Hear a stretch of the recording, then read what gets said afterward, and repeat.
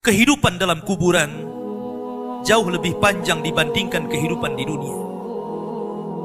Nabi SAW bersabda, "A'maru ummati baina sittina wa sab'in."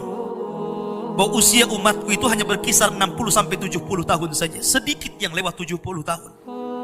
Kalaupun ada usia yang sampai 100 tahun itu sedikit sekali. Tapi kebanyakan di bawah 70 tahun, umumnya umat Rasul itu sudah meninggal dunia. Tetapi ketika orang masuk ke dalam kuburan, usia dia di kuburan sampai kiamat ditegakkan itu panjang sekali. Anda bisa bayangkan, orang yang meninggal sejak zaman Nabi Adam sampai hari ini kiamat tidak dibangkit-bangkitkan, menunjukkan bahwa kehidupan kuburan jauh lebih panjang dibandingkan kehidupan dunia. Dari sinilah maka wajar seorang mukmin harus takut dengan kehidupan kuburan. Ma'asyiral muslimin yang dimuliakan Allah Azza wa Jalla. Tetapi para ulama mengatakan, apakah orang yang mendapatkan azab kubur itu munqati atau mustamir, terus menerus ataukah terputus?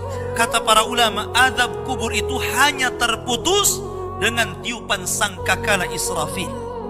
Ketika itulah Nabi SAW menceritakan bahwa Allah Subhanahu wa Ta'ala memerintahkan kepada Israfil untuk meniup sangkakala yang pertama. Disinilah azab kubur terputus. Karena ketika itu seluruh orang mati, baik orang yang ada di atas bumi atau yang ada di bawah bumi, baik kalangan jin, baik malaikat, kecuali makhluk-makhluk yang Allah kehendaki saja, semua hancur. Dan Abu Hurairah radhiyallahu anhu menceritakan kehancuran bumi setelah tiupan sangkakala itu adalah 40. Bisa 40 hari, bisa 40 bulan, bisa 40 tahun. Yang jelas Allah hancurkan bumi ini. Allah luapkan lautan ke daratan. Allah jatuhkan bintang. Allah hancurkan gunung sehingga seperti kapas yang dihempas angin. Itulah yang disebut dengan kehancuran alam atau hari kiamat. Baru setelah kemudian bumi tidak bulat lagi, tapi bumi terhampar. Allah ganti bumi yang kita pijak dengan bumi yang baru. Itulah yang disebut dengan padang mahsyar. Maka disitulah Allah Subhanahu wa Ta'ala memerintahkan Israfil untuk meniup sangkakala kebangkitan. Yang kedua kalinya Israfil pun kemudian meniup sangkakala.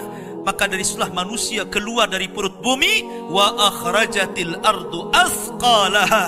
Allah keluarkan beban-beban beratnya.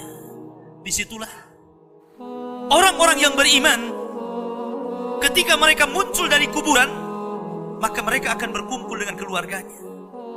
Allah mengatakan,